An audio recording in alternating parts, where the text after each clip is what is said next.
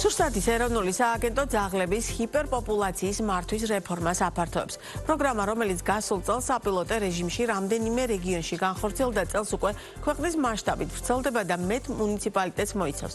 სწორედ ამ პროცესის ფარგლებში სააგენტო რეფორმას რეგიონულ თვითმმართველობებს აცნობს. რეფორმა ითვალისწინებს უპატრონო ძაღლების პოპულაციის მართვის ერთიანი მიდგომის დანერგვას და პროცესის უფრო სისტემურ რეგულირებას. უფრო დეტალურად რას მოიცავს ახალი პროგრამა და რა ვალდებულებები ექნებათ მეპატრონეებს, სურსათის ეროვნული სააგენტოს ვეტერინარიის დეპარტამენტის უფროსი დემნა ხელაია არის ჩვენი დღევანდელი პირდაპირი ეთერის სტუმარი. მოგესალმებით, ძალიან დიდი მადლობა კაცემ სტუმრობისთვის. იმის გათვალისწინებით, რომ საქართველოში ძაღლებთან დაკავშირებული საკითხები ძალიან აქტუალურია, ძალიან პოპულარულია და ძალიან ცალკეულ შემთხვევაში ზოგიერთი მეპატრონე მაგალითად ძალიან მტკივნეულად და ძაღლებს ამა თუ იმ ნაწილს რეგულაციებისას. ამიტომ თავდაპირველად განმარტოთ რა ტიპის რეგულაციაზეა საუბარი, რა ახალ მიდგომაზეა საუბარი და მერე მივყვეთ თანმიმდევრულად თვითონ ამ ახალი სიახლეების საჭიროება რამ გამოიწვია.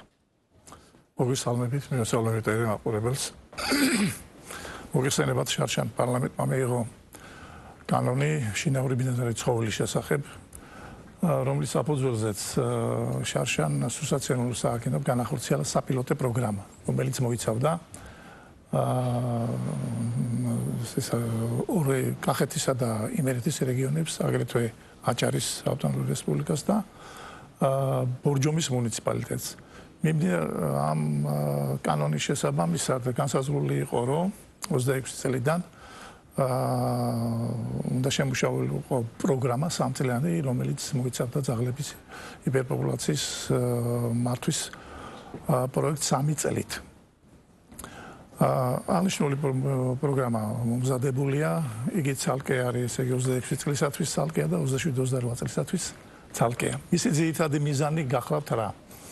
ეს არის ჰიპერპოპულაციის მართვა, შემდეგ ადამიანის ჯანმრთელობის დაცვა, ცოფის პრევენცია და ძაღლების ჰიპერპოპულაციის მართვის ჰუმანური მეთოდების პოპულარიზაცია.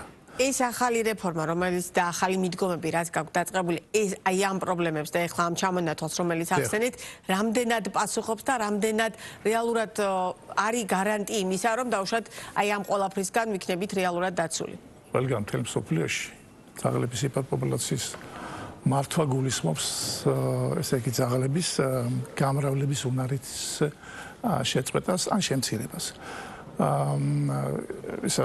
ეს პროგრამა სამი მიმართულებით იმუშავებს. პირველი ეს გახლავთ უპატრონო მიკრედებული ცხოველების, ასე ვთქვათ,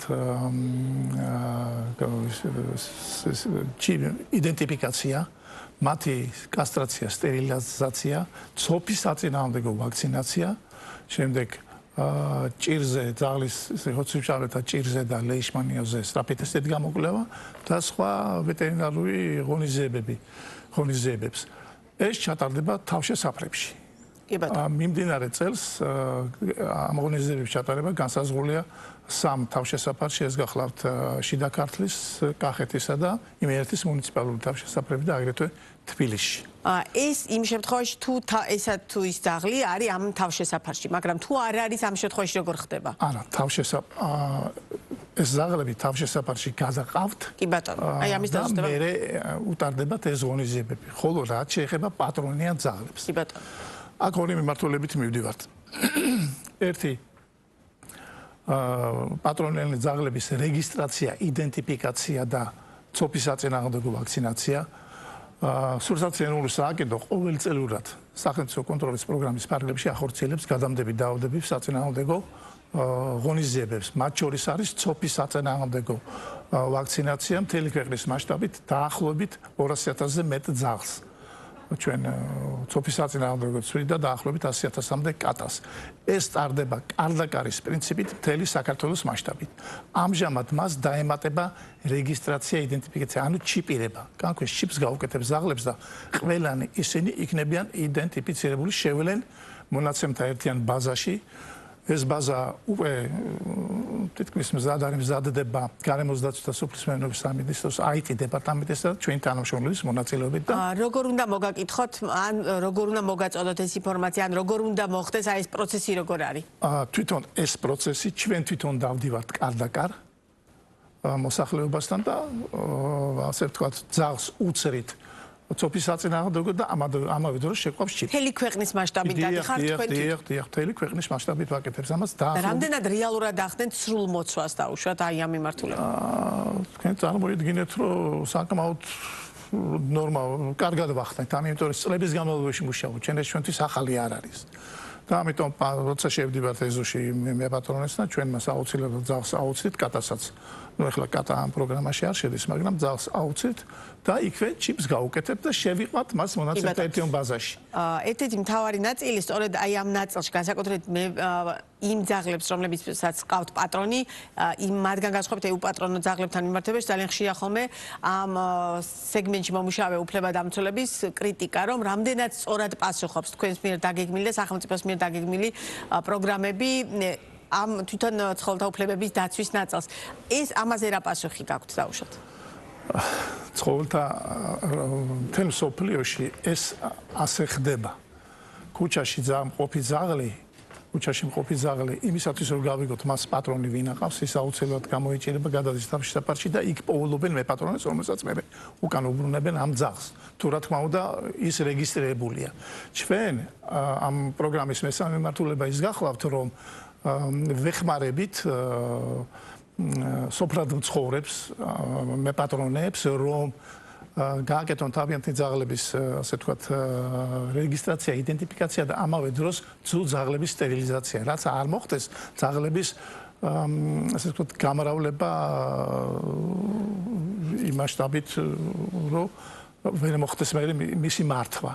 ამისათვის ჩვენ ქვეყნის მასშტაბით ტენდერის საფუძველზე შევარჩევთ ვეტერინარულ დაწესებულებებს, კლინიკებს, რომლებიც უზრუნველყოფენ ამ ასე ვთქვათ პროცედურის ჩატარებას. მთელი საქართველოს მასშტაბით იქნება ეს.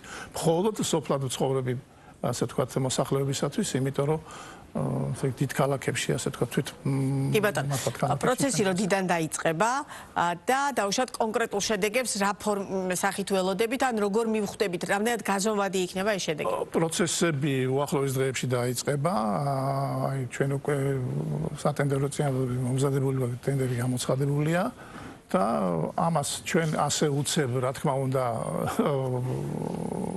შედეგს არ ველოდებით, ამას გარკვეული დრო ჭირდება იმისათვის, რომ ჩვენ ასე ვთქვათ, ჰიპერპოპულაციის მართვის პროგრამაში პირველ რიგში ცხოველთა გამრავლების, ასე ვთქვათ, პრობლემა მოვხსნათ, მათ სტერილიზაცია, კასტრაცია ჩავატაროთ ისე, როგორც ამას მოითხოვს წესი და რიგი, ისე რომ ცხოველს არ მივაყენოთ ტანჯვა და სასტიკი მოყვება არ იყოს მის მიმართ ამ წესების დაცვით და ყოველი მე პატრონებს ეკრძალებათ გამრავლება ცხოველების 2027 წლიდან 26 წლის 1 ივლისიდან თუ მათ უნდა დაუშვათ გამრავლება თავიანთი ცხოველებით მათ უნდა მიმართონ მუნიციპალიტეტის უფლებამოსილ ორგანოს და 2 წლის ვადით მიიღებენ გამრავლების უფლებას და შეიძლება 1 წელი კიდე გაუგზავნონ. დანარჩენი ცხოველის გამრავლება უნდა მოხდეს მხოლოდ საშენში, ჯიშიანი ცხოველების და ვეტერინარული ზედამხედველობის. კი ბატონო, ძალიან დიდი მადლობა ამ